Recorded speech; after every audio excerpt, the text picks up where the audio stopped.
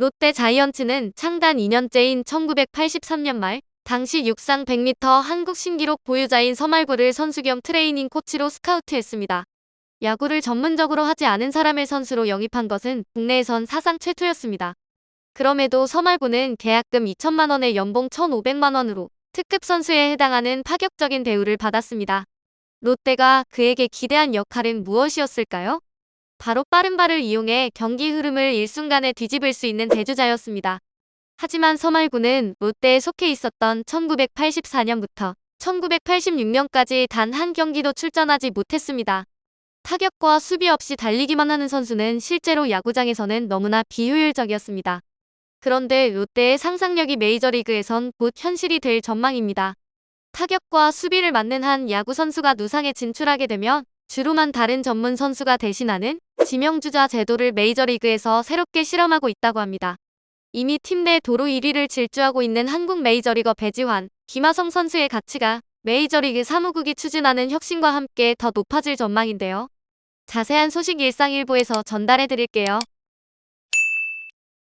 론 맨프레드 메이저리그 커미셔너는 올 시즌 개막 전 인터뷰에서 야구가 팬들이 좋아하지 않는 방식으로 진화하고 변화했다는 사실이 여러 연구에서 드러났고 현장에서 최고의 야구 시스템을 만들기 위해 사무국이 개입할 때라고 결론을 내렸다.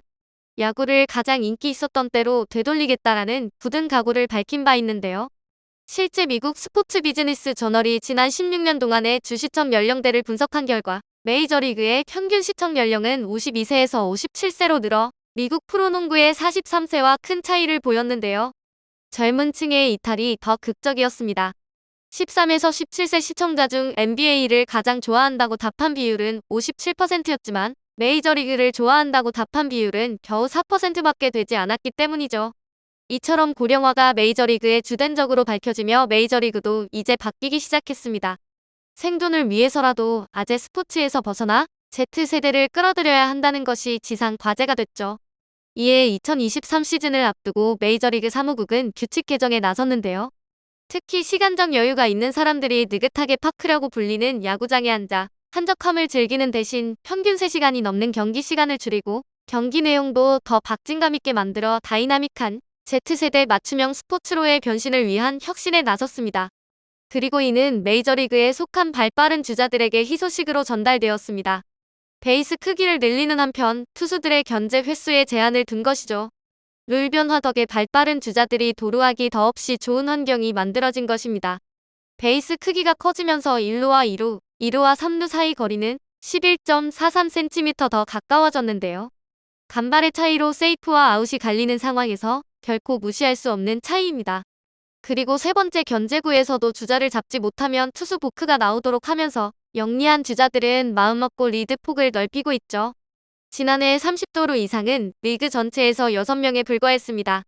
홈런 아니면 삼진이라는 기조 속에 근래 몇 년간 도루의 가치는 크게 떨어졌고 시도 자체 또한 많이 줄었는데요. 올 시즌 이 같은 흐름이 단번에 뒤집어질 조짐이 벌써부터 보입니다. 개막 당일 30개 구단이 작성한 도합 21개의 도루는 1907년 이후 개막일 최다 도루 기록이며 이 밖에도 도루에 관한 기록이 시즌 초반부터 쏟아져 나오고 있습니다. 론 맨프레드 메이저리그 커미셔너는 이렇게 빨리 효과가 나와 대단히 기쁘다. 더 역동적이고 활발한 경기가 이뤄지면서 팬들도 긍정적인 반응을 보이고 있다고 크게 만족하는 반응을 보였는데요. 한국인 메이저리거 배지환, 김하성도 변경된 규칙을 유독 영리하게 활용하며 각각 도루 14개, 6개로 팀 내 1위를 질주하며 큰 무대에서의 활용 가치를 스스로 높이고 있습니다. 특히 배지환은 지난 시즌 시범적으로 변경된 규정이 적용됐던 트리플 A에서 시즌의 80% 정도를 뛰어봤기 때문에 올 시즌 초반부터 매서운 도루 페이스를 보여주고 있는데요. 확실한 주전 자리를 보장받지 못해 규정 타석을 채우지 못했음에도 변화하고 있는 메이저리그 흐름 속의 출전 기회를 늘려간 배지환은 정신없이 달리며 빠른발 야구의 무서움을 알리고 있습니다.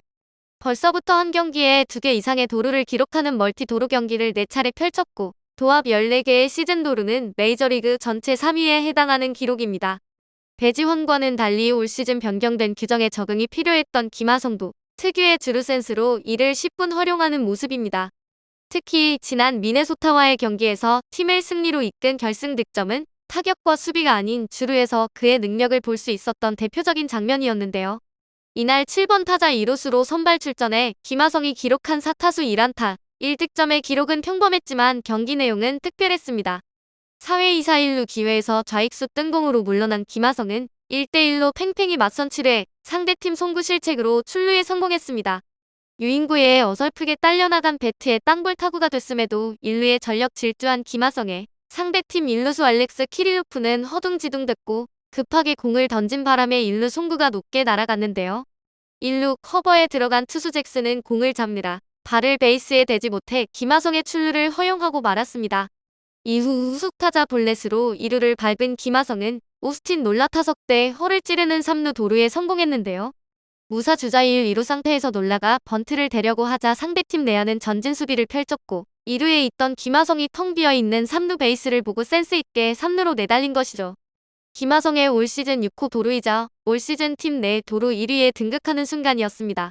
상대팀 포수는 미처 공을 던져보지도 못하고 이미 3루에 도착한 김하성을 멀뚱멀뚱 바라볼 뿐이었습니다. 결국 주자를 추가 진루시키려던 놀라의 번트 시도는 3루에 도착한 김하성의 결단으로 인해 희생 번트가 아닌 스키즈 작전으로 새롭게 태어났는데요. 놀라의 번트 타구에도 김하성은 적극적인 헤드 퍼스트 슬라이딩으로 홈을 찍으며 팀의 완벽한 작전 성공을 일궈냈습니다. 경기 후 샌디에이고 멜빈 감독도 김하성의 3루 단독 도루에 대해 사인은 없었다. 본능적인 스틸이었다고 칭찬했는데요.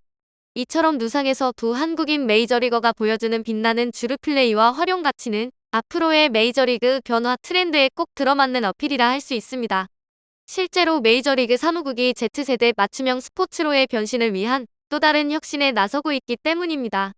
이미 평균 3시간에 달하던 경기 시간을 2시간 30분 안팎으로 줄이고 배지환, 김하성 선수처럼 발빠른 선수들의 역동적인 장면들도 많이 만드는 데 성공했지만 경기의 박진감을 위한 카드를 더 꺼내든 셈인데요.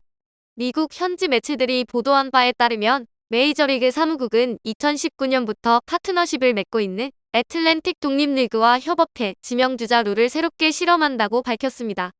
자세한 내용을 살펴보면 각 구단은 경기 전 선발 라인업에 포함되지 않은 발 빠른 선수 한 명을 지명주자로 선택합니다. 이후 해당 선수는 언제든 대주자로 나설 수 있고 지명주자와 교체된 원래 주자는 어떠한 페널티 없이 다시 경기에 나설 수 있는데요. 현재는 대주자와 교체되면 무조건 경기에서 빠지게 되는 것과 차이가 있습니다. 이 같은 지명주자 실험은 빠른 시일 내에 메이저리그에서도 모습을 보일 확률이 높은데요. 메이저리그는 이전에도 애틀랜틱 독립리그를 새로운 룰 실험의 장으로 활용했었고 그 결과 오늘날 우리가 메이저리그에서 보고 있는 자동 볼 스트라이크 판정, 큰 베이스, 홈플레이트와 투구판 거리 조정 등도 모두 독립리그에서 처음 시도했던 것들이었죠. 몇 주 전 개막한 애틀랜틱 독립리그의 지명주자 룰이 어떤 결과를 보일지 궁금한데요. 메이저리그에 도입되기만 한다면 배지환, 김하성 선수에게는 나쁠 것 없는 규정인 건 틀림없어 보입니다. 오늘의 일상일보는 여기까지입니다. 구독, 좋아요 부탁드리고요. 시청해주셔서 감사합니다.